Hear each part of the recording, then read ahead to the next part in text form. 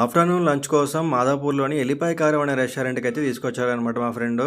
వీళ్ళ స్పెషాలిటీ ఏంటంటే ప్రతీదీ ఎల్లిపాయ కారంతోనే చేస్తారంట. డిఫరెంట్ డిఫరెంట్ టైప్స్ ఆఫ్ కారం అయితే ఉన్నాయన్నమాట వీళ్ళ దగ్గర.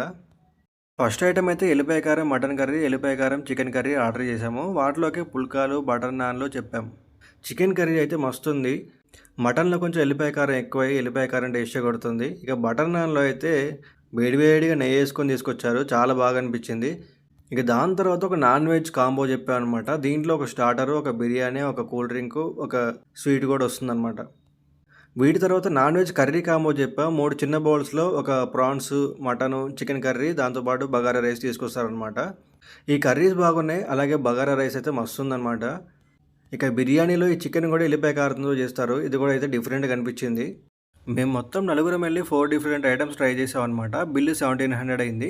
కానీ మేము ఫస్టే జొమాటోలో డైనాట్ ఆప్షన్‌లో ఈ రెస్టారెంట్‌ని బుక్ చేసుకొని వెళ్ళాం కాబట్టి మాకు 400 రూపీస్ అయితే డిస్కౌంట్ వచ్చింది. ఫైనల్‌గా నలుగురికి 1300 అంటే వర్తే అని చెప్పొచ్చు.